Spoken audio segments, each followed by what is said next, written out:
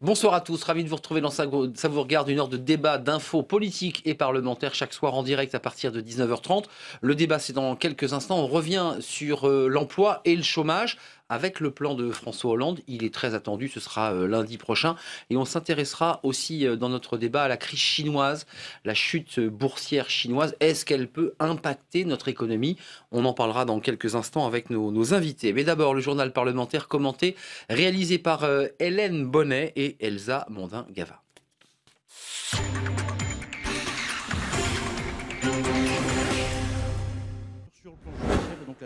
Le temps fort, c'est le débat sur le prolongement de l'état d'urgence, au cœur du débat mercredi après-midi à l'Assemblée. Instaurée au lendemain des attentats de novembre par le président de la République, la mesure est en vigueur pour 3 mois, jusqu'au 26 février. Faut-il maintenir l'état d'urgence au-delà de cette échéance? Le président de la commission des lois, Jean-Jacques Urvoas, évoque désormais ouvertement cette possibilité. Je souhaite donc que nous puissions sortir de l'état d'urgence, là aussi en faisant preuve de responsabilité le moment venu. Arrêter l'état d'urgence ne sera pas synonyme d'une moindre protection des Français, puisque l'essentiel de l'intérêt que nous pouvions attendre des mesures dérogatoires me semble à présent derrière nous. En 2 mois, l'état d'urgence a permis aux forces de police de mener plus de 3000 perquisitions. 381 assignations à résidence ont été prononcées. Particulièrement intense lors des premières semaines, son efficacité a tendance à s'essouffler. Donc il y a un effet tout à fait réel de l'état d'urgence. Il fallait que le chef de l'État le décrétât, il fallait que l'Assemblée nationale en décide à la prolongation, mais l'effet de surprise, l'effet d'immédiateté, le raccourcissement des procédures qui sont le propre de l'état d'urgence ont un peu moins d'efficacité, un peu moins de pertinence maintenant qu'il y a 3 ou 4 semaines. Un avis qui n'est pas partagé par la plupart des députés d'opposition. D'après Éric Ciotti, le chef de l'État commettrait une faute en refusant de prolonger l'état d'urgence. Qui peut prétendre aujourd'hui que notre pays n'est plus en danger? Ce qui s'est passé cette semaine à Marseille avec cet acte antisémite odieux, revendiqué par quelqu'un qui a fait allégeance à l'État islamique.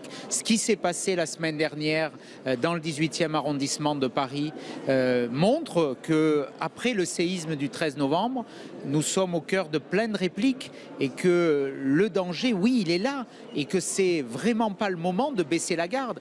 Loin d'être consensuelle, la question de la sortie de l'état d'urgence n'est pas tranchée. Lors de ses vœux aux forces de sécurité intérieure le 7 janvier dernier, François Hollande a toutefois déclaré que cet état d'exception n'avait pas vocation à durer. En coulisses, Manuel Valls a réuni ce matin un petit groupe de parlementaires, parmi lesquels Malek Bouti, Frédéric Cuvillier, Carlos da Silva ou encore Philippe Doucet. Au cœur de leur réunion à huis clos, la déchéance de nationalité. Le Premier ministre souhaite trouver le bon compromis pour que le texte du projet de réforme constitutionnelle soit voté le plus largement possible par les socialistes des 2 chambres. 2 députés qui portent la kippa, celle des 4 colonnes à l'Assemblée nationale. Un geste inédit, en signe de solidarité envers l'enseignant victime d'une agression antisémite à Marseille lundi. Je ne peux pas comprendre que dans un pays comme la France, qui est un pays des droits de l'homme, on puisse tuer des individus pour sa religion ou essayer de les tuer. Aujourd'hui, si un juif ne peut pas mettre sa kippa en France, demain, un chrétien ne pourra pas avoir une croix dans la rue. Et c'est un problème pour tous les croyants, pour tous les républicains et pour tous les laïcs. C'est pour ça aujourd'hui, c'est un clin d'œil. Une façon de prendre position contre la recommandation du président du consistoire israélite de Marseille. Je conseille aux membres de la communauté juive de Marseille, localement, de ne pas porter la kippa dans la rue le temps que les choses s'apaisent, le temps que les choses se calment. Un appel qui divise les représentants de la communauté juive. Le président du consistoire central encourage au contraire les juifs de France à ne pas renoncer à la kippa. Une position partagée par le président de la République mercredi soir. Il est insupportable dans notre pays que des citoyens se voient inquiétés, agressés, frappés en raison de leur choix religieux. Il est insupportable qu'ils puissent en tirer la conclusion qu'il faudrait se cacher. De son côté, le ministre de l'Intérieur se rendra dans les prochains jours à Marseille, à la rencontre de la communauté juive. Voilà, et puis dans le reste de l'actualité, le lycéen qui avait agressé un enseignant juif à la machette lundi à Marseille a été présenté à un juge antiterroriste en vue de sa mise en examen au cours de sa garde à vue qui a duré 48 heures. Il a déclaré être fier de son acte et avoir agi pour le compte de l'État islamique. Le parquet a requis son placement en détention provisoire dans un établissement pour mineurs, un événement qui a par ailleurs suscité un nouveau débat, vous venez de l'entendre, sur le port de signes religieux ostentatoires, après que le président du consistoire israélite de Marseille ait conseillé aux membres de la communauté juive de retirer leur kippa, au moins provisoirement. Un attentat suicide a fait au moins 15 morts au Pakistan ce matin. Le kamikaze s'est fait exploser devant un centre anti-polio de la grande ville de Quetta, dans le sud-ouest du pays, prenant pour cible une campagne de vaccination dans l'un des derniers pays au monde où la maladie est endémique. Des groupes islamistes militaient contre le vaccin, faisant circuler des rumeurs selon lesquelles il contiendrait du porc ou viserait à rendre stérile la population musulmane et que les équipes de vaccination seraient des espions à la solde de l'Occident. Et puis en Afghanistan, cette fois, une autre bombe a retenti dans la journée près du consulat pakistanais. C'est à Jalalabad, faisant 7 morts. L'attaque a été revendiquée par Daesh. Un impressionnant dispositif de CRS et de gendarmes mobiles en tenue anti-émeute encadrait le palais de justice de Nantes. Aujourd'hui, le tribunal de grande instance se penchait sur une procédure d'expulsion des habitants historiques de la zone où doit être construit l'aéroport de Notre-Dame-des-Landes. L'occasion pour les opposants au projet de réaffirmer leur détermination. En fin de matinée, 1500 manifestants selon la police, 3000 selon les organisateurs, se sont rassemblés devant le bâtiment. La décision, étape clé pour la poursuite du projet, a été mise en délibéré le 25 janvier prochain. Et puis cette avalanche meurtrière aux Deux Alpes en Isère, une dizaine d'élèves d'un collège de Lyon et leurs professeurs ont été emportés cet après-midi. La coulée se serait produite vers 16h sur une piste noire, la piste de Bellecombe, fermée aux skieurs. Elle a fait ce soir au moins 3 morts, bilan provisoire, et 3 blessés graves. Le professeur polytraumatisé a été lui évacué par hélicoptère et 5 personnes sont toujours recherchées. Une cellule de crise a été mise en place avec un numéro d'urgence pour les familles, je vous l'indique, le 04 72 80 60 60. 04 72 80 60 60, voilà pour ce numéro d'urgence. Voilà pour le reste de l'actualité, place à notre débat, retour à l'économie, à l'emploi, au chômage, au plan de François Hollande, mais aussi à la crise chinoise, on en parlait, c'est tout de suite.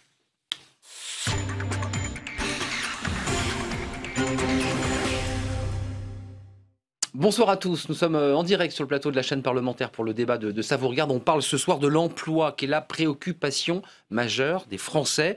C'est une très forte attente et c'est vrai que ces Français attendent ce plan. Il va être annoncé lundi 18 janvier par François Hollande pour évidemment tenter de lutter contre ce chômage, créer de l'emploi, on va y revenir, la création de 500 000 personnes formées, des aides à l'embauche bien entendu. C'est une attente évidemment très très forte. Est-ce que c'est la bonne formule? Ça, c'est une question qu'on se posera avec nos invités dans quelques instants. La bonne formule pour créer de l'emploi. Et puis, on va s'intéresser à un autre sujet. C'est vrai qu'ici, à l'Assemblée nationale, peu de députés, ou pas d'ailleurs, posent de questions sur cette crise chinoise, mais elle est inquiétante. Il y a un ralentissement mondial de notre économie. Est-ce qu'elle va impacter notre économie européenne et française, bien sûr? On a une croissance très fine. Mais c'est vrai que cette crise chinoise inquiète en tout cas les experts et les économistes. On va en parler ce soir évidemment avec nos invités. Il y a un débat autour de la croissance chinoise annoncée officiellement à 7%, 6,5%. Selon des experts, elle ne serait que de 2%. Et là, ça serait une très mauvaise nouvelle pour nos économies. LCP.fr, ça c'est notre site internet.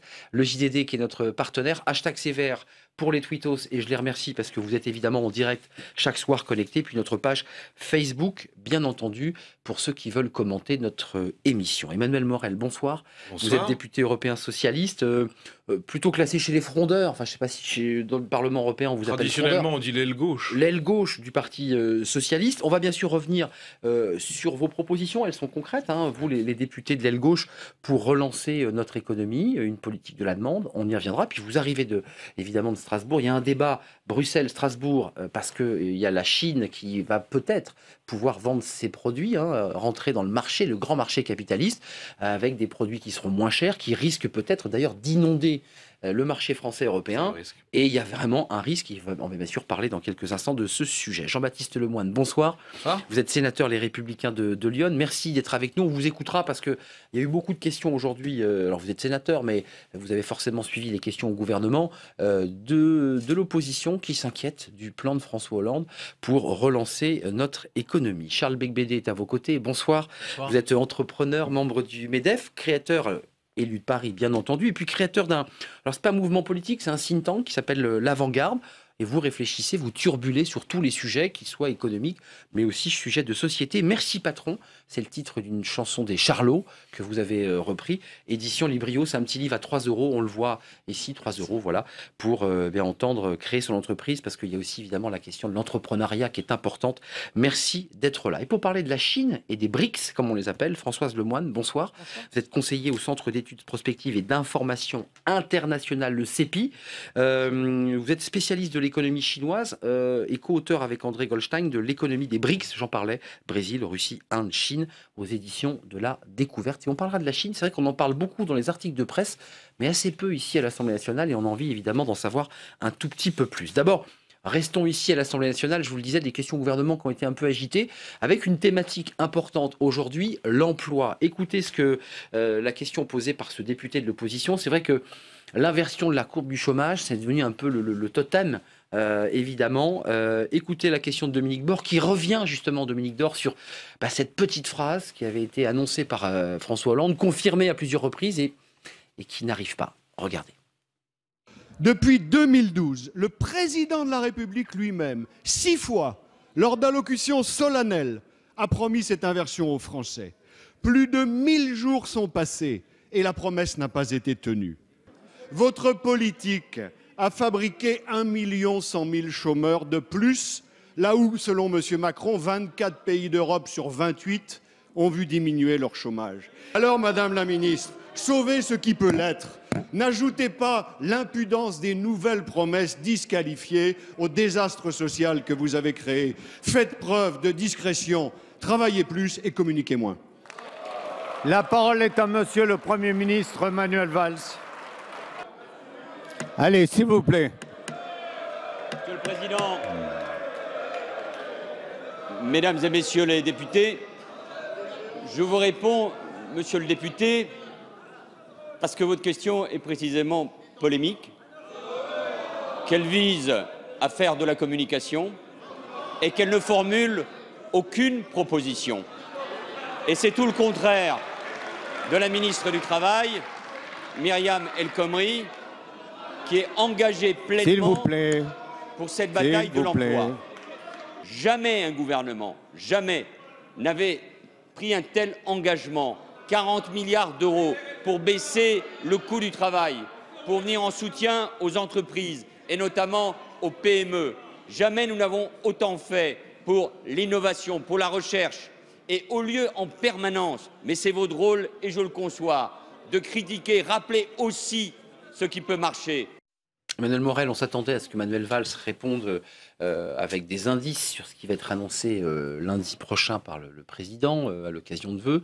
Et non, il répond pacte de responsabilité CICE, il répond on a mené une politique de l'offre en direction des entreprises.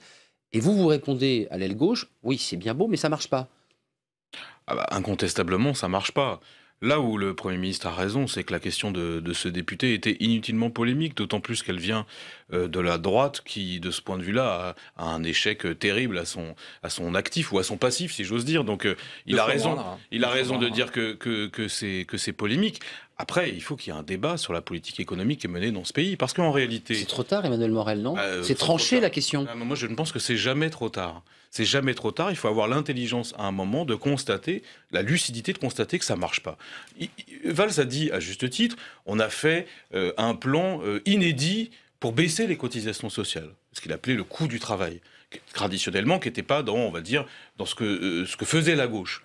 Le résultat, il est là, comme c'était le cas de la droite, parce que la droite a multiplié aussi les exonérations de cotisations sociales. Ça ne marche pas. Pourquoi ça ne marche pas? Parce qu'une politique fine, c'est une politique où il y a un équilibre entre action vers l'offre, action vers la demande. Or, le problème aujourd'hui des entreprises, de beaucoup d'entreprises, c'est que leurs carnets de commandes ne sont pas pleins. Et pourquoi leurs carnets de commandes ne sont pas pleins? C'est parce qu'il y a un ralentissement de l'activité économique qui est dû notamment au fait que la consommation est faible. Pourquoi? Parce que le pouvoir d'achat, notamment des plus modestes, c'est-à-dire celles dont la propension à consommer va vers les produits français, est le plus faible. Donc, je pense qu'il y a une priorité à être plus équilibré et à s'occuper de la relance de la demande. Et pour ça, il y a des choses faciles à faire, notamment sur le salaire et le salaire minimum. Notamment 1 sur euro le niveau supplémentaire au SMIC par heure. Hein. Bien sûr, ça fait 100 euros par mois. Je rappelle quand même que le SMIC aujourd'hui est finalement assez proche du seuil de pauvreté. Or, on 1450 euros le seuil de pauvreté. Non, le seuil de pauvreté c'est plus bas quand même. 990, il y a plusieurs chiffres. Le SMIC net c'est à peu près 1200, un peu moins. Un peu moins. Mais justement, moi je pense qu'il faut, pour relancer la machine, il faut que les gens ils puissent consommer. Je parle notamment des plus modestes. Et pour ça, on peut faire une politique salariale digne de ce nom. On n'a pas parlé de salaire, sauf du salaire des riches, des cadres, depuis 3 ans.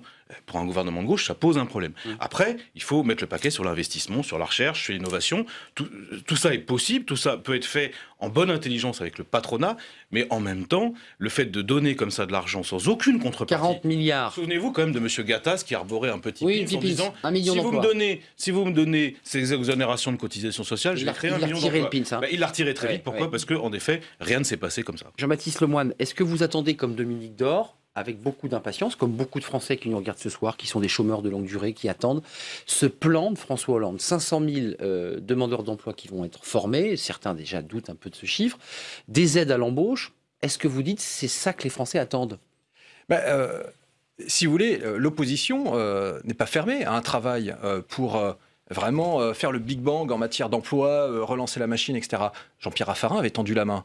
Mais rien n'a été lancé de la part du gouvernement pour avancer sur ce chantier de façon constructive. D'ailleurs, je note que le constat de M. Morel est très sévère. Ça ne marche pas. Mais ça ne marche pas pourquoi? Parce qu'en réalité, le gouvernement a fait le CICE, a fait le pacte de responsabilité. Mais deux choses. Sans vous déplaire, c'est systématiquement accompagné de mesures, vis-à-vis des entrepreneurs, stigmatisantes, pénalisantes, qui complexifiaient leur vie. Je pense au décret sur la pénibilité, je pense à la mutuelle complémentaire pour tous, je pense à plein de mesures qui ont un coût. Vous dites que ça a été fait avec mauvaise conscience, à contre-cœur? Ça a été fait sans aller jusqu'au bout de la logique en réalité. Parce que d'une part, je vous l'ai dit, le contexte réglementaire a été complexifié. Et puis par ailleurs, il y a eu un choc de demande négatif, puisqu'effectivement, tout cela était assis sur des prélèvements sur les ménages, là où l'État aurait dû se poser la question peut-être du périmètre de ses interventions, de ses dépenses publiques pour les faire. Donc c'est pas loin d'Emmanuel Morel, hein. Il faut quand même aider les Français à consommer. Sauf qu'il fallait financer ça, non pas par l'impôt, mais en réalité par des baisses de dépenses. Mais là, on en est loin. Voilà, et là, on est loin. Charles Becbédé, vous en pensez quoi, vous qui êtes entrepreneur, qui avez souvent venu sur ce plateau pour nous parler de notre modèle? Après tout, ce qu'avait tenté et ce que tente aujourd'hui François Hollande et Manuel Valls, c'est quand même un coup de pouce considérable en direction des entreprises, et c'est pas pour vous déplaire. Oui, mais attendez, ce sont des mesurettes. Peut-être une petite prime à l'embauche qui représente 2 000 euros par rapport à un coût chargé d'un salaire moyen qui est plutôt aux alentours de 20 000 euros. C'est pas ça qui va relancer la machine. Malheureusement, je crois, il faut le dire, le quinquennat, il est foutu. Donc, il est très mal parti, puisque ça a été des prélèvements obligatoires en plus, dans un environnement où on avait déjà, malheureusement, où on a déjà des prélèvements obligatoires très importants qui pèsent sur les entreprises et sur les entrepreneurs, et puis dans un environnement aussi où il y a des rigidités énormes qui pèsent sur les entreprises en termes de code du travail. La réglementation, et on n'est pas du tout dans la simplification, on est dans la complexification permanente. Donc, on a un très mauvais cadre, un environnement. Et puis, on en a rajouté. Donc, alors, bien sûr, il y a eu, le CICE, mais les 40 milliards, c'est sur 4 ans. Hein, donc, oui, c'est pas chaque année. Faut se calmer. Ouais. Bon, donc, ça a compensé légèrement les hausses du début du quinquennat. Et en tout cas, ça n'a pas du tout compensé le delta par rapport à l'Allemagne et les pays comparables. Donc, ça va pas. Alors maintenant, il y a des start-up, il y a quelques entreprises qui arrivent à tirer leur épingle du jeu en France. Tant mieux, on s'en réjouit. Et c'est bien que Macron ait été à Las Vegas avec nos pépites, nos gazelles. Non, on ne dit plus gazelles maintenant. Les licornes. Les licornes, je crois. Ouais, c'est magnifique, c'est super, mais très bien. Mais tant mieux. Il y a les signes noirs, on s'en réjouit. Mais c'est une infime portion des entreprises françaises. Et la plupart, elles tirent la langue. Elles ne savent pas comment autofinancer leurs investissements, leur export, leur innovation. Et donc, moi, je pense qu'il faut maintenant travailler, réfléchir pour préparer l'alternance et pour qu'il y ait un vrai sursaut et qu'au niveau économique, cette fois-ci, dans les 100 premiers jours, on prenne les bonnes mesures que tout le monde attend depuis 40 ans. Personne n'est d'accord, parce que la gauche est divisée sur les bonnes mesures. Juste un petit mot, et même plusieurs, Françoise Lemoine, parce que c'est intéressant d'avoir une spécialiste qui observe le monde et qui n'est pas que sur les débats franco-français. Est-ce que c'est problématique, vous qui étudiez les BRICS, ces pays les ont? Est-ce qu'ils sont sur des débats extrêmement clivés sur une politique de l'offre, de la demande? Ou est-ce qu'il y a plus de pragmatisme dans ces pays? Il y a beaucoup de pragmatisme, mais ce qui me frappait dans le débat que je viens d'entendre, là, c'est l'absence de référence à l'Europe. Je veux dire, s'il y a des politiques de relance, la croissance qui doivent être menées, elles peuvent difficilement être menées à un niveau national compte tenu du niveau d'intégration des économies européennes. Donc, je voulais profiter de la présence d'un député européen pour demander où en était le débat là-dessus. La France est contre-courant en Europe. C'est plus ou moins vrai ce que vous dites, parce qu'il y a en effet, dans les politiques macroéconomiques, ce qui ressort de l'investissement massif, ce que Juncker a essayé de faire avec son plan de relance. Pour l'instant, on est au milieu du gué. Il y a une volonté, en tout cas. Et là, en effet, c'est très important que ce soit mené au niveau européen. Mais en revanche, on peut faire aussi des choses chez nous, tout de suite. C'est pour ça, moi, je ne comprends pas quand M. Becbédé dit, bon, on va attendre le prochain quinquennat. Les 100 jours qui viendront après. Les gens, eux, ils n'attendent pas. Hein. Les gens qui sont précaires, les gens qui ont du mal... Oui, non, mais il y a une chose qui est intéressante, c'est... on peut faire des choses... C'est peut-être la loi Macron 2, c'est le barème sur les indemnités de dommages et intérêts. Parce que ça, c'est vrai qu'on l'attend tous depuis très longtemps. C'était dans la loi Macron 1, ça a été censuré par le Conseil constitutionnel. Donc là, il est probable qu'on l'ait, et ça, c'est bien. Je parlais des gens qui avaient des bas salaires et des précaires. Je ne crois pas qu'ils attendent la loi Macron 2. Vous voyez ? Mais si, parce que ça peut avoir un effet sur le chômage. D'ailleurs, la plupart sont inquiets et légitimement angoissés. On a des tweetos, on a des internautes qui nous écrivent sur Facebook. Certains nous disent, mais il faut effectivement jouer un équilibre, baisser les charges, mais en même temps, obliger les patrons, PME, ETI, grandes entreprises, à embaucher. Est-ce que vous êtes partie de ceux qui disent, c'était évoqué au Parti Socialiste, c'est du donnant-donnant? On aide, mais vous embauchez. Est-ce que c'est votre formule? Ce qui est vrai, en tout cas, c'est pour ça que je parlais d'équilibre totalement tout à l'heure. Il faut agir sur l'offre. Évidemment, il faut agir sur l'offre, sur l'appareil productif, mais il faut toujours le faire concomitamment avec une action sur la demande. Or, le problème, c'est qu'on a négligé, et c'est surprenant de la part d'un gouvernement de gauche, on a négligé cette politique qui visait à donner du pouvoir d'achat à ceux qui n'en ont pas. Et de la même façon, il y a un équilibre, vous l'avez très bien dit. Si on fait des exonérations de cotisations, je n'y suis pas favorable, mais c'est ce que fait le gouvernement. À tout le moins, il lui fallut demander des contreparties. Or, ces contreparties, que ce soit au niveau de négociations sur les salaires, la durée du travail, la réorganisation de l'entreprise, on ne l'a pas fait. Et là où M. Becbédé, moi je comprends son discours un peu enthousiaste sur l'entrepreneuriat, mais la réalité quand même, c'est que souvent... Vous dites que les hommes politiques sont archaïques, mais les patrons français sont incroyablement archaïques. Certains, je vous le concède. Et surtout, je m'excuse... Certains n'ont pas encore fait leur petite révolution culturelle. Mais surtout, les principaux représentants du MEDEF, M. Gattaz, moi quand j'entends son discours, franchement, c'est quand même super ringard. Alors, Jean-Baptiste Lemoine, puisqu'on est dans le... Attendez, écoutez évidemment le patron du MEDEF pour voir si son discours est ringard, puisque vous allez l'entendre. Les syndicats patronaux salariaux étaient reçus à Matignon lundi pour justement réfléchir à ce plan de réforme pour créer de l'emploi. Écoutez, le président du MEDEF, est-il ringard? D'abord, 500 000 chômeurs informés, c'est beaucoup, c'est sans doute irréaliste, premièrement. Deuxièmement, il faut que ça convienne vraiment, il faut que ça soit associé aux besoins des entreprises. Et je pense qu'il faut arrêter de faire en effet des mesures sociales. Il faut partir de l'entreprise et du chef d'entreprise qui a des besoins et qui ne les trouve pas, d'une part, et quand il les trouve, il a peur d'embaucher. Donc je pense qu'il faut vraiment renverser la logique en disant c'est un problème économique maintenant, il faut créer de l'emploi.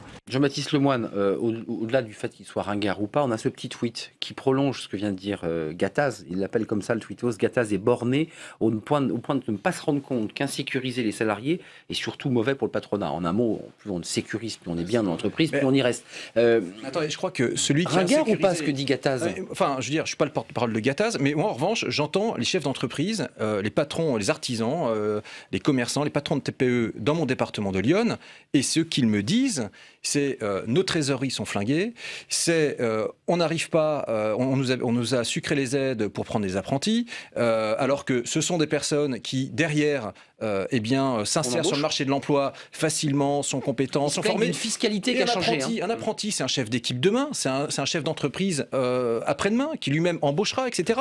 Et donc en réalité, les chefs d'entreprise que je vois qui ne sont pas des patrons de multinationales ni du CAC 40, je veux dire, ça va de 1 à 5, 6, 10 salariés. Petites boîtes, comment ils appellent. Ces boîtes-là, c'est celles qui font la vitalité de nos territoires ruraux notamment. Eh bien, ils n'en peuvent plus. Je peux vous le dire, mais on est au bord de l'apoplexie. Hein. Je pense pas qu'ils font pas du cinéma. En réalité, c'est des gens qui demandent qu'une chose, à se développer, et des personnes qui prennent soin de leurs salariés parce que c'est une richesse humaine. C'est un capital humain au sens positif du terme. C'est que ce sont des gens qui apportent à l'entreprise, dont les compétences. Et donc, moi, je dirais que les chefs d'entreprise, ils ne sont pas ringards, ils sont juste, au contraire, très désireux de faire avancer le pays. Quoi, voilà. Et M. Gattaz dit que les 500 000 demandeurs d'emploi formés, il n'y croit pas, que ce chiffre est irréaliste.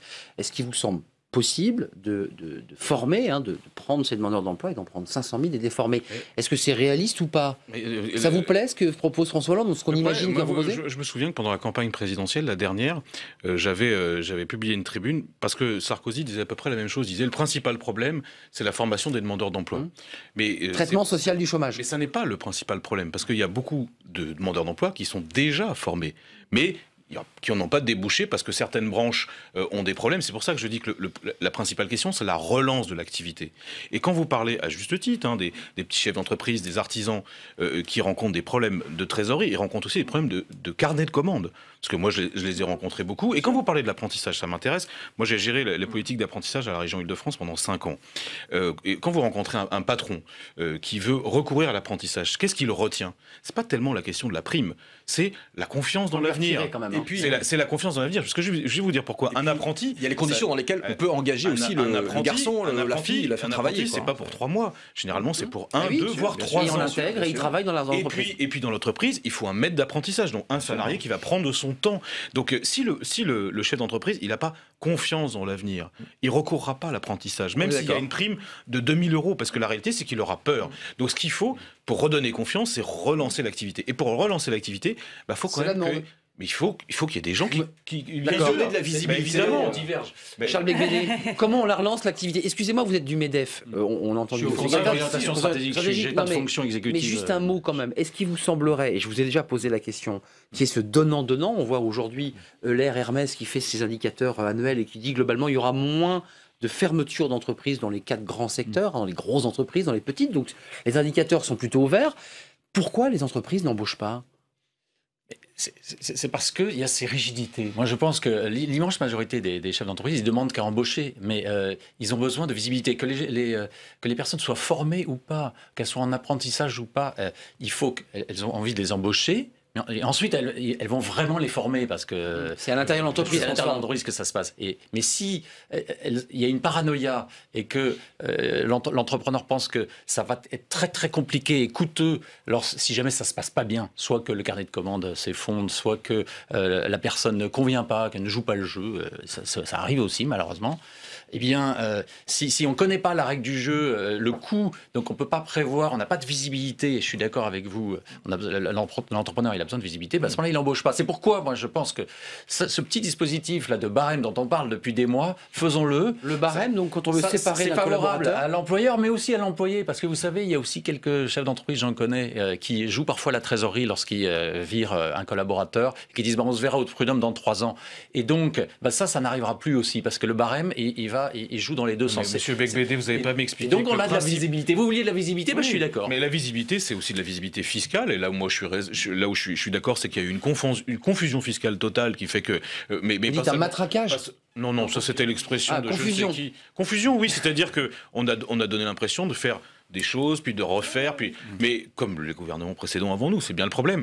Donc la visibilité, je suis d'accord, visibilité sur la fiscalité, visibilité sur la stratégie économique, commerciale. Là où je ne comprends pas, M. Beigbeder, mais c'est que franchement, je ne crois pas que la solution pour sortir la France du chômage de masse, ça soit de plafonner les indemnités de licenciement, ou même, comme le ça disent fluidifie, certains... c'est ce que... Un barème. Mais ça fluidifie une rien règle du simple tout. en fonction de l'ancienneté, en nombre de mois de salaire. Ça fluidifie rien du tout. Et puis surtout, on n'attend pas 3 ans pour avoir ces indemnités, en tout cas. Tout à l'heure, il a dit quelque chose de très juste. Moi, je suis persuadé d'une chose, et c'est ça que devrait être le modèle social européen.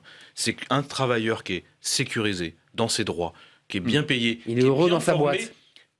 Non seulement il a envie que ça réussisse, mais généralement, ça contribue au bien-être de l'entreprise et de la société. Il n'y a rien de pire, à mon avis, pour notre pays, mais aussi pour les boîtes. Mais aussi pour les chefs d'entreprise, d'avoir des salariés stressés, précaires, menacés tous les jours. On parle de l'ubérisation de la société. Mais la meilleure des sécurités, c'est hyper angoissant. Mais une sécurisation dont vous parlez, elle est virtuelle. La meilleure des sécurités, c'est un marché de l'emploi qui fonctionne, fluide, avec 5% de chômeurs. Alors là, le pouvoir, il est à l'employé, plus à l'employeur. Et c'est ça la vraie sécurité. Donc, d'accord, mais encore une fois, on est souvent d'accord sur les principes, mais pas d'accord sur la mise en œuvre. Juste Françoise Lemoine, en préparant l'émission, on a un petit peu évidemment discuté là, comme on dit en loge, et on parlait de la Chine. Et c'est vrai qu'on a des images d'Épinal de la Chine. On a un débat extrêmement structuré sur le marché de l'emploi français. Mais vous me disiez, même en ce moment, la Chine là, est en train de se faire doubler par des pays moins chers. Non mais c'est intéressant de l'entendre parce qu'on est dans des débats extrêmement structurés avec une réglementation, on est un vieux pays, mais la Chine est déjà en train de se faire doubler. Oui, au niveau du coût du travail, oui, parce que la Chine est... Parce que c'est le débat aujourd'hui, le coût du travail en France. Vous savez, connaît une croissance de 10% par an pendant 35 ans. Donc ça a amené une situation où il y a une élévation du niveau de vie. Il y a par ailleurs un tournant démographique majeur qui est qu'il y a eu une grosse augmentation de la population en âge de travailler jusqu'en 2010-2015. Et maintenant, cette population en âge de travailler, elle stagne, elle est en voie de diminution même. Donc il y a une situation du marché de l'emploi depuis quelques années en Chine qui est radicalement différente du passé, avec plutôt une tension, plutôt une pénurie de main-d'œuvre dans l'industrie et dans les services, qui fait que les salaires augmentent. Les salaires augmentent en Chine plus vite que la productivité depuis 5-6 ans.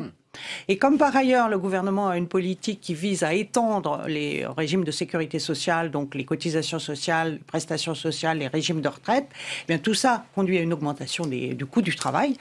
Et la Chine est en train de perdre son avantage comparatif dans la compétitivité prix, si vous voulez. Et on voit très bien d'ailleurs que en 2015, par exemple, les exportations chinoises ont diminué en volume et en valeur. Parce que la Chine a cessé de gagner des parts de marché au niveau international. La demande mondiale n'est pas très forte, mais la Chine a encore perdu des parts de marché. Tant mieux. Tant mieux. Je sais pas. Si elle perd des parts de marché, c'est que d'autres en gagnent. Allez-y. On voit bien que ça bouge beaucoup, mais je retiens aussi que Mme Lemoine précisait tout à l'heure que la France n'est pas une île et qu'en Europe, il faut tenir compte aussi des politiques menées par nos voisins.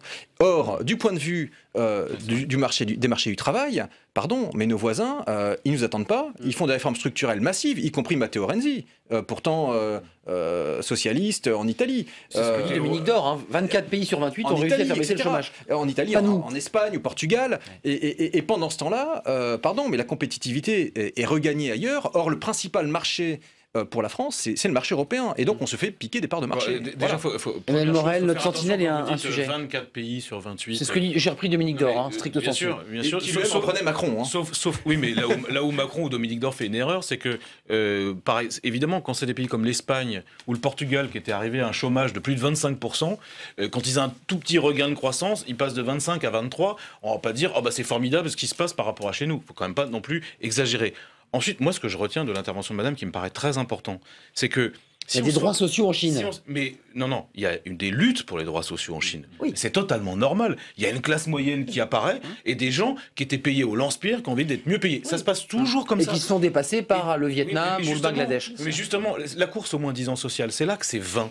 Il y aura toujours quelqu'un qui paiera moins cher. Et à la fin, le mieux, c'est de rétablir l'esclavage. Ça, c'est super compétitif. Les salariés coûtent rien. Mais vous voyez bien qu'au contraire, il faut avoir une autre forme de raisonnement. Mais non, une autre forme. C'est-à-dire que... Non, il y a un rattrapage.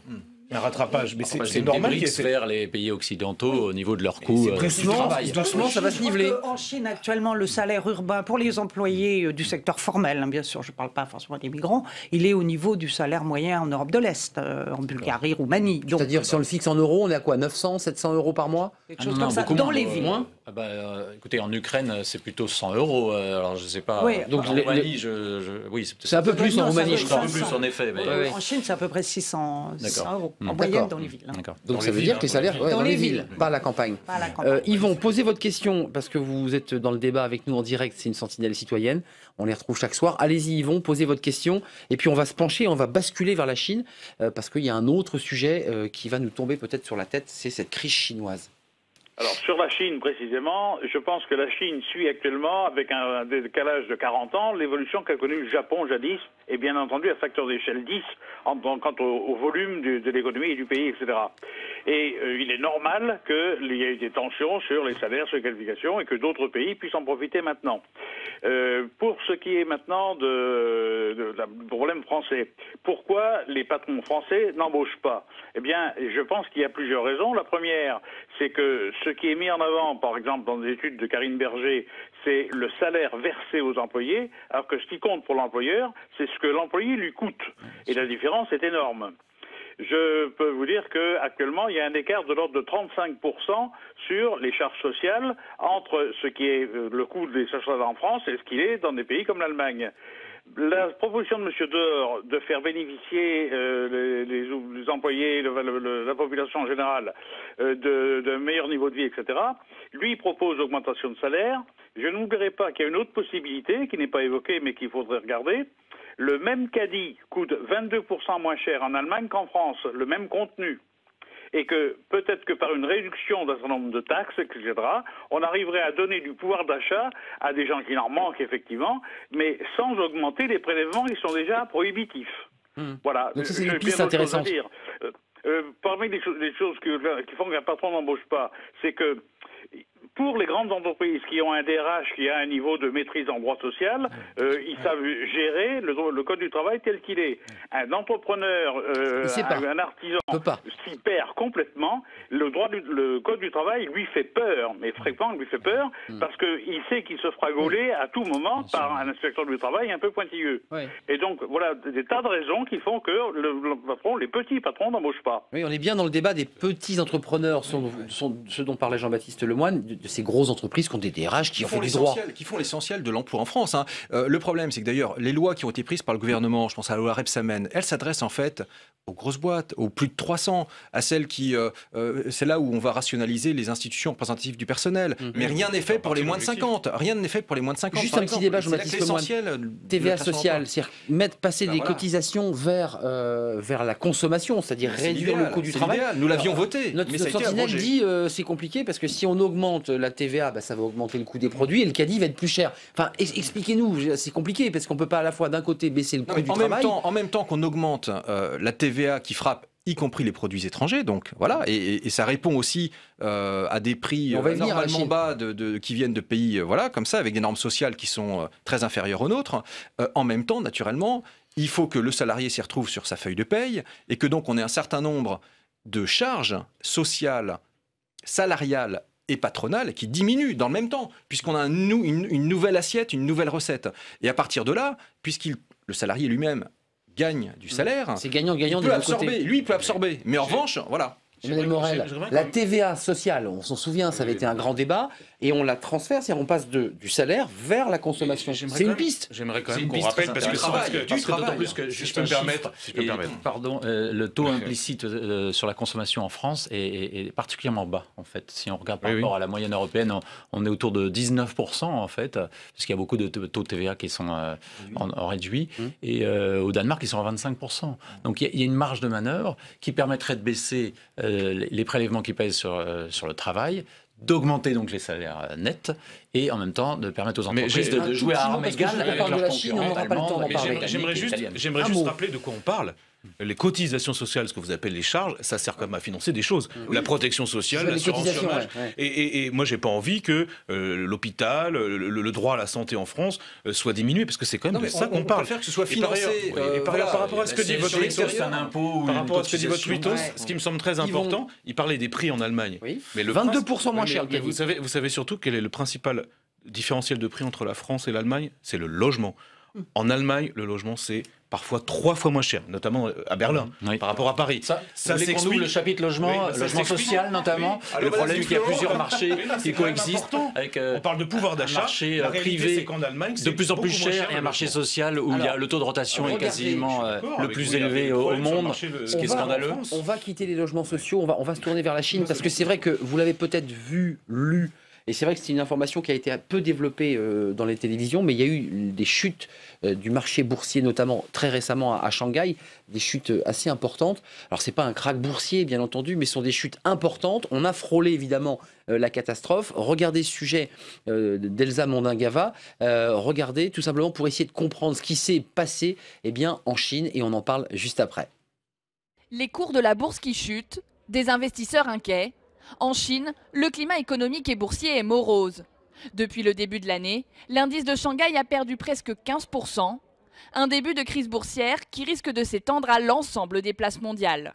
Comme la Chine, c'est à peu près 40% de la croissance mondiale, elle fait trembler l'ensemble des places internationales, et donc c'est pourquoi aujourd'hui on a effectivement un ralentissement chinois qui est un peu plus fort que prévu.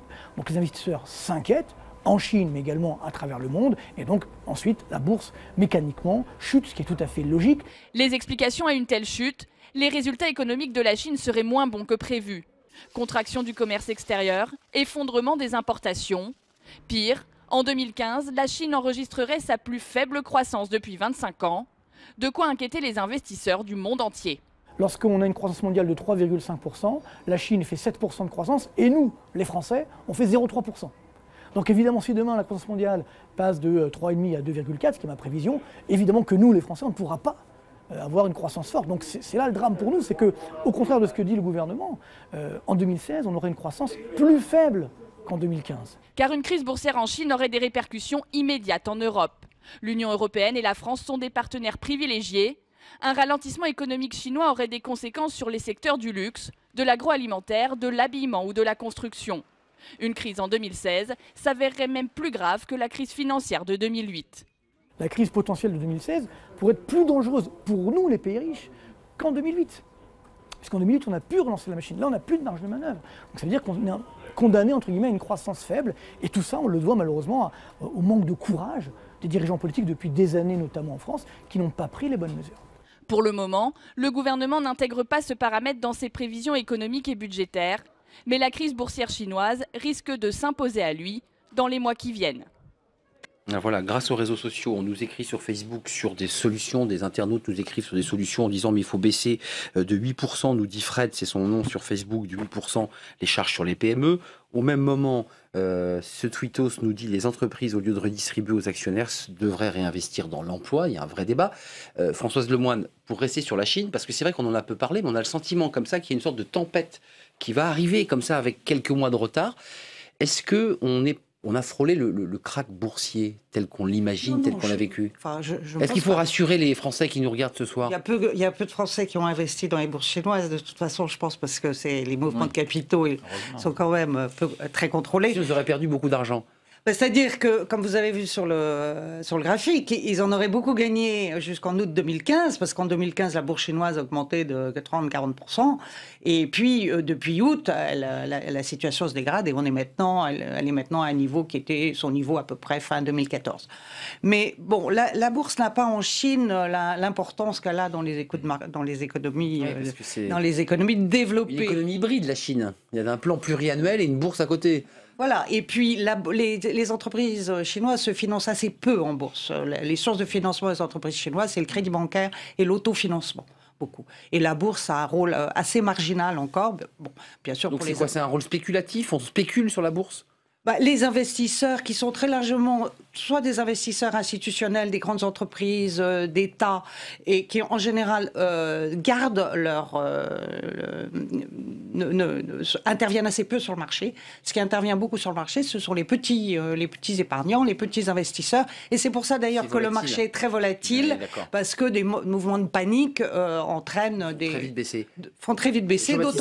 Allez-y, je vous ai coupé la parole, mais je vous la redonne juste après. Je crois qu'en fait, comme on peut l'observer d'ailleurs ailleurs, il y a aussi un peu une déconnexion des mouvements financiers de l'économie réelle. C'est-à-dire que l'économie chinoise, elle reste solide, elle est en transition, de ce que je comprends. Je ne suis pas un expert, 7%, 2%, elle évolue. Les chiffres sont confirmés, c'est quand même terrible. Il y a plus de services, le poids de l'industrie et de l'agriculture relativement baisse, et donc c'est cette phase-là qui doit être effectivement gérée par... La Chine devient un pays comme les autres, c'est plus ce pays qui était notre industrie. Et donc l'impact prévu, d'après les économétristes, il est de l'ordre de 0,2 points de PIB pour la France en 2016, moindre que pour l'Allemagne, qui est beaucoup plus un partenaire, enfin pas naturel pour le coup, mais voilà, offensif. Et donc nous, je crois qu'il faut rester calme. Il faut rester calme parce que nos principaux partenaires, c'est l'Allemagne d'ailleurs. Je veux dire, nos échanges, voilà. Mais encore une fois, attention néanmoins, du coup, à toutes nos décisions au niveau international, parce qu'on parle de la Chine, mais quel est l'impact, souvenez-vous, de l'embargo sur la Russie, hein. Je veux dire que là, pour le coup, il est incomparablement, je pense, plus fort à ce stade, à aujourd'hui. Charles Beigbeder, est-ce qu'on a bien perçu ce qui s'est passé en Chine et ce qui se passe en Chine? Pour l'instant, les Français sont loin de la Chine. Moi, je suis plus inquiet que vous, parce que il y a eu, comme dans toute économie qui passe au capitalisme, il y a eu un surinvestissement, parce que le marché est myope ou presbyte, il n'est pas parfait, d'accord, je vous le concède. Et de temps en temps, il y a du surinvestissement. Et c'est ce qui s'est passé. Il y a des villes vides, il y a des autoroutes qui servent à rien, des aéroports qui servent à rien. Bon. Donc ça, c'est quand même très grave. Ça veut dire derrière, il y a des banques qui sont en faillite. Ça a déjà commencé. Et donc plein d'entreprises aussi qui vont faire faillite. Et j'ai peur d'un effet de contagion à d'autres... À l'économie réelle, donc là. Et donc derrière, que ça entraîne une crise financière internationale très grave et dont on aura à souffrir, même si, encore une fois, ça va au-delà du delta de croissance. Il va y avoir un impact financier dû à des faillites. Des faillites d'entreprises parce qu'on achète nos produits là-bas. En grande partie. Il y a eu un gros plan de relance, effectivement, qui a été mené à la suite de la crise financière. La Chine a décidé, pour amortir l'effet de la baisse de la demande internationale sur son économie et donc de la chute de ses exportations, elle a fait un grand plan de relance, qui est un plan de relance de l'investissement, très largement financé sur crédit bancaire, sachant que toutes les banques en Chine sont les banques d'État et que les banques ont financé à tout va des investissements très largement décidés par des autorités locales, et ce sont à la fois les autorités locales et aussi les banques, les entreprises qui ont investi, qui se trouvent maintenant un peu prises à revers, qui sont effectivement dans une situation de surendettement. Je ne pense pas que sur ce plan-là, il y ait de véritables crises financières, parce que le secteur, et ça je crois que c'est très important, le secteur financier en Chine, et qui est essentiellement le secteur bancaire, puisque la bourse est beaucoup moins importante et les autres types d'institutions financières sont moins développées, le secteur bancaire est entièrement contrôlé par l'État. Et c'est à travers le système bancaire et financier que l'État continue à garder sa mainmise sur les grandeurs de l'économie. Donc, s'il y a des banques qui sont en difficulté, elles seront... Il y a toute la garantie gouvernementale en dernier ressort de l'État. Emmanuel Morel, allez-y, terminez. Une des grandes incertitudes actuellement, c'est est-ce qu'il va y avoir effectivement une réforme du système financier chinois dans le cadre de cette progression de la Chine vers l'économie de marché, ce qui impliquerait un abandon des pouvoirs d'intervention de l'État. Banque privée. L'État va garder... Donc danger. Excusez-moi, donc danger. Emmanuel Morel, pour faire cette transition, vous étiez donc là à Strasbourg, vous êtes député européen. Bruxelles, parce qu'il y a le débat évidemment qui se passe là en ce moment sur l'entrée de la Chine devenant un véritable pays comme les autres, imposant ses produits. Mais quand même, une question à vous, le député d'aile gauche. Finalement, ce n'est pas la politique de François Hollande qui est en difficulté, parce qu'on voit qu'il y a un ralentissement mondial de notre économie. Ce n'est pas uniquement ce que fait Manuel Valls et François Hollande, puisque globalement, on voit qu'il y a un ralentissement mondial de l'économie. Je n'ai jamais dit ça, moi. Non, mais évidemment que l'économie... Vous êtes souvent critique à l'égard de ce que fait François Hollande. En même temps, je suis critique, mais enfin, je ne suis pas crétin. Donc je vois bien que j'ai pas dit ça non plus. L'économie française, elle est impactée aussi par les cycles de l'économie mondiale. Ce qui est intéressant sur la question de la Chine, je pense, comme monsieur, qu'il y a une déconnexion quand même entre ce qui se passe à la bourse, où c'est en effet beaucoup de petits porteurs qui paniquent vite, et la réalité de l'économie réelle chinoise, qui était en croissance à 2 chiffres et plus qu'un chiffre. Là où je suis plus inquiet... Il y a une polémique, 7%, 2%, c'est pas rien. Non, mais là où je suis bien inquiet, c'est d'abord, ils ont une politique monétaire très agressive, avec une dépréciation quand même de la monnaie de plus en plus. Et puis un risque quand même, et là M. Becbédé a raison, c'est que si on est sur une crise d'investissement, si un problème avec le crédit, là on peut se retrouver sur une contagion beaucoup plus inquiétante. Donc il faut regarder ça de près, c'est pour ça qu'il faut à la fois être calme. Asiatique. Mais oui, parce que imaginez qu'il y a quand même quelques entreprises chinoises ou banques qui ont fait des placements privés internationaux auprès d'investisseurs américains. C'est possible. Hein. Et qui fassent faillite. À ce moment-là, ça engendre des pertes dans les bilans de grandes banques anglo-saxonnes. Et donc, rappelez-vous ce qui s'est passé le 15 septembre 2008. Donc, il y a alors là où madame a raison, c'est qu'il y a le rempart de l'État, mais le rempart de l'État, ça ne peut pas durer comme ça. Si vous me dites qu'elles ont été 100% financées par l'État chinois, je suis un peu surpris, mais vous êtes l'expert. Il y a un moment où on arrête de subir les crises économiques dues à des magiciens vaudous de l'économie. C'est un tweetos qui nous dit qu'elle est un peu agacée finalement parce que voilà, l'économie détruit. Là où il a raison, c'est on parlait tout à l'heure de la crise de 2008, nous n'avons tiré aucune leçon de la crise de 2008. Okay.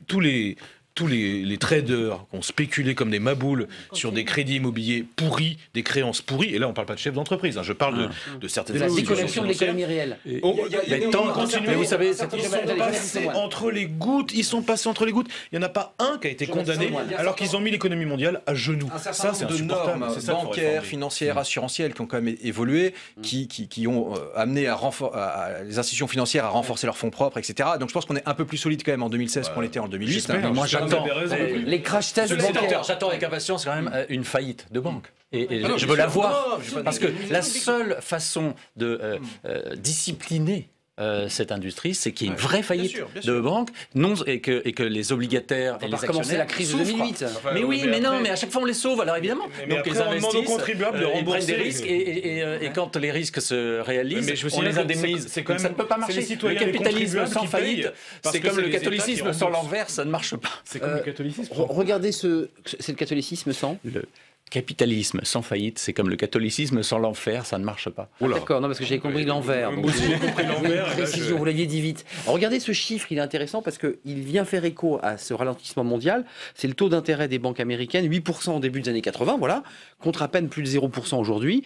Il y a une conséquence de déflation. La génération de bulles, ça on l'a vu évidemment avec l'Asie, puis une croissance mondiale qui est faible, endémique. Vous en pensez quoi sur cette question de l'économie ? Il y a les politiques françaises, il y a la politique qui vous anime, les débats que vous avez, et puis il y a cette réalité comme ça, mondiale. On est quand même en situation extrêmement difficile là en ce moment. Ça veut dire que indépendamment de ce que fait François Hollande. La France, justement, il faut qu'on se diversifie. C'est-à-dire qu'on ne peut pas effectivement être tributaire de telle ou telle région du globe, et donc ça veut dire être peut-être aussi plus proactif sur des marchés émergents, mais comme l'Afrique en ce moment. Il y a un certain nombre de pays, Nigeria, Kenya, etc. Mais il y a aussi de la croissance. Néanmoins, et puis dans l'économie, tout est dans tout. Ça veut dire que il y a des risques générés par cette situation en Chine, mais il y a aussi des opportunités. Je m'explique. C'est que la Chine étant aux 2/3 celle qui absorbe la croissance de la demande en pétrole, et bien naturellement le fait qu'elle soit plus, je dirais, en décélération de ce point de vue-là, fait aussi qu'il y a un prix du baril qui aujourd'hui est historiquement bas, et que tout ça contribue aussi. C'est comme ça que ça marche. C'est-à-dire que l'impact sur, par exemple, les économies européennes du ralentissement chinois, il n'est pas direct, parce que les économies européennes sont assez peu dépendantes du marché chinois, à l'exception de l'Allemagne, qui est effectivement relativement dépendante du marché chinois. Je voulais pour l'Europe dans son ensemble, je crois que les exportations vers la Chine, ça fait 3% aux exportations totales.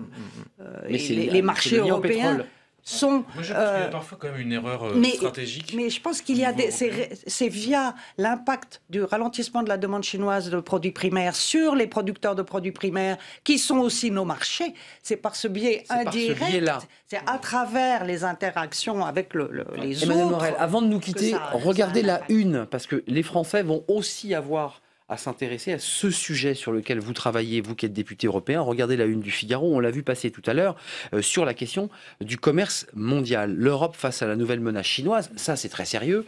2001-2016, il y avait 15 ans pour que la Chine puisse se mettre au niveau, en termes de normes, pour devenir un véritable pays. En un mot, si je résume, vous m'arrêtez si je me trompe, il y avait des normes anti-dumping qui évitaient que le produit chinois arrive très bas prix. Trop de produits chinois. Trop de produits chinois. Avec cette règle, si elle est appliquée de manière claire, le produit chinois va inonder le marché à bas coût. Automatiquement. Et donc va tuer l'industrie française. Non, pas seulement française, c'est une catastrophe pour l'industrie européenne. Et moi, ce que je demande simplement, pour aller très très vite, c'est que, à l'instar d'autres continents et d'autres pays, les États-Unis, l'Inde, le Canada, aussi, d'ailleurs. Nous, l'Europe, on est en capacité de se protéger. À un moment, il faut se protéger. Barrière douanière, c'est quoi? Évidemment, des mesures anti-dumping. Et moi, je ne crois pas à ceux donc qui c'est plus donc c'est plus l'OMC. Avec les normes, on sait aussi. Il y a des normes, il y a tout ça. Et si on ne le fait pas, alors franchement, ça veut dire qu'on choisit sciemment de sacrifier des pans entiers de l'industrie européenne. Moi, je veux pas, je veux qu'on protège Lesquels, par exemple? Lesquels sont en grand danger? La métallurgie. La métallurgie se casse la gueule, mais ça peut aussi des choses comme l'aéronautique. L'aéronautique. Donc, il faut le protéger. Mais vous voulez vous protéger par l'aéronautique? Bien sûr. On a fait des transferts. Mais ils ont déjà l'aéronautique. À qui voidra-t-on nos avions? Mais on les vend pas qu'aux Chinois quand même. Non, mais beaucoup. Pas exagérer. Pas mal aux Chinois quand même. On les vend partout. Puis, je pense que il y a autant au niveau macroéconomique, je pense que la dépendance à l'égard du marché chinois, les dépenses directes n'est pas très forte, mais pour certaines entreprises, elle est liée directement au marché chinois. Il y a à la fois les exportations vers la Chine et le chiffre d'affaires qu'on fait en Chine. Mais vous êtes d'accord, il y a une transition à organiser, parce que là, on ne peut pas d'un coup ouvrir les portes tout grand, supprimer toutes les barrières douanières, les taxes, mais mais ce que je veux dire, la Chine n'est pas seulement... massacrer l'industrie européenne et américaine aussi, d'ailleurs. Ce que je veux dire, c'est que la Chine n'est pas seulement un concurrent, elle est aussi un gros marché. Un client. On est d'accord. Et ça, il ne faut pas l'oublier. Parce que... Il ne faut pas oublier le marché européen. Il ne faut pas être naïf, parce qu'eux aussi savent se protéger. Non, tout est une question d'interdépendance. On a démarré sur un débat clivé sur la politique française, il y avait un débat ouvert sur la... Mais est-ce que ce soir, autour de cette table, finalement, vous vous retrouvez avec des membres du MEDEF, avec un membre de l'opposition, parce qu'après tout, vous dites, soyons protectionnistes. Tenons tête à l'OMC. Je dirais pas ça, je dirais ne soyons pas naïfs. Oui, c'est ça. Ouais, on est d'accord. Sachons défendre. Et vous dites qu'il y a une unanimité, mais c'est le cas au Parlement européen. Moi, hier, j'ai organisé un colloque, il y avait Édouard Martin, mais il y avait aussi toute la droite qui était présente. Parce que quand il s'agit de défendre quand même les intérêts des entreprises et aussi des salariés européens, on se retrouve tous les manches, c'est normal. Mais vous avez les moyens, excusez-moi d'être un peu technique, quels sont les moyens du Parlement européen et de Bruxelles, la Commission? Qu'est-ce que l'Europe peut faire pour dire non à l'OMC techniquement? Techniquement, la Commission peut dire nous, on estime que la Chine ne remplit pas les critères. Et au sein de l'OMC, il faut un consensus pour ce genre de problème. Donc si les États-Unis, l'Inde, l'Europe, c'est un très gros pays, disent nous, on considère que pour l'instant, la Chine ne joue pas le jeu, parce que c'est ça le problème. Elle joue pas le jeu. Sur quel critère elle n'a pas rempli? Il y a des aides massives et cachées à des entreprises qui après vont sur le marché. Il y a une politique de coûts qui est complètement délirante, et évidemment qu'on ne peut pas lutter. Donc si vous avez comme ça des grands pays, parce que je rappelle, l'Europe vous dit l'Europe, qu'est-ce qu'elle peut faire? Premier marché mondial quand même. Non mais c'est intéressant de vous entendre, parce qu'on dit qu'on ne peut rien faire. Si l'Europe peut et veut le faire, elle empêchera ça. Mais il faut... Le Parlement, il y a un délai, c'est quoi politique, ça se joue cette année. C'est cette année. Il y a une majorité politique au Parlement, maintenant ce qui reste c'est la Commission qu'il faut convaincre et le Conseil. Ça c'est la difficulté aujourd'hui. Alors là, Baptiste Lemoine et Charles Béguelet. Plus sérieuse que on le voit lorsqu'on est en concurrence sur des marchés à l'extérieur, les Chinois arrivent de façon très organisée parce que ils arrivent avec le financement. Donc forcément, vous avez un certain nombre d'États qui n'ont pas des ressources à volonté, qui choisissent naturellement c'est une forme de sécurité, les contrats chinois. Voilà. Non, Charles Becbédé, on est protégé par les vous Américains. êtes protectionniste? Non, mais est-ce qu'il faut imposer des barrières douanières? Non, mais c'est intéressant de vous entendre. C'est aussi un marché, la Chine. Une forme de diplomatie, de protectionnisme éthique. On ne peut pas, en effet, faire n'importe quoi. Il faut savoir se protéger, il ne faut pas être naïf. Eux sont hyper protectionnistes, de même que les Américains le sont aussi parfois contre nous. On ne crée pas sa propre entreprise en Chine. C'est ça. Il y a des règles. Et les Américains, nous protégeons parce que ça m'étonnerait qu'en année d'élection, ils acceptent. Le président qui termine son mandat laisse passer ça. Et les futurs candidats ne seront pas en mesure de décider. Donc tout va être gelé de toute façon. François Lemoine, un dernier mot, parce que c'est important d'entendre aussi les chercheurs. Ce débat intervient à un moment intéressant qui est juste le moment où les prix chinois risquent d'augmenter et donc où finalement la question arrive à un moment où peut-être qu'il se posera moins. Parce que la concurrence chinoise est quand même de moins en moins... À cause des normes sociales, à cause d'une classe moyenne. Simplement du coût des productions. Secteur par secteur. Il faut regarder secteur par secteur, je suis votre avis. Donc, ça veut dire que le secteur de la sidérurgie, qui est un secteur où il y a d'énormes surcapacités en Chine. Et le charbon en Chine. Mais il ne faut pas compter sur le fait que la Chine soit notre seul concurrent. Merci. Vous n'avez pas le Pierre Gattaz chinois, non? Le Pierre Gattaz chinois, écoutez, non, mais on va le chercher. Merci Jean-Baptiste Lemoine. On va chercher le Pierre Gattaz chinois. En effet, sénateur Les Républicains de Lyon. Charles Becbédé, merci. Les hauts pouvoirs. Entrepreneur, membre du MEDEF. Et puis, merci patron, c'est votre livre. Et puis, ce think tank, l'Avant-Garde. On peut aller sur Internet pour le découvrir. Merci Emmanuel Morel, député européen socialiste. On va suivre de très près cette question liée à l'OMC, parce que ça intéresse évidemment les Français. C'est des sujets un peu techniques. Et merci à Françoise Lemoine. Je rappelle votre livre pour ceux qui s'intéressent aux BRICS avec André Goldstein, l'économie des BRICS, Brésil, Russie, Inde, Chine, aux éditions La Découverte. J'étais ravi de partager ce moment avec vous. Demain, on s'intéresse à l'armée française. Ce sont les vœux du président à Coët-Quidan, qui est un lieu évidemment symbolique. On s'intéressera aux forces françaises qui sont évidemment sur les théâtres d'opérations extérieures, mais aussi sur ce débat retour du service national. On en parle beaucoup. On en parlera sur ce plateau. Bonsoir et à demain. Puis je salue Yvon, notre sentinelle.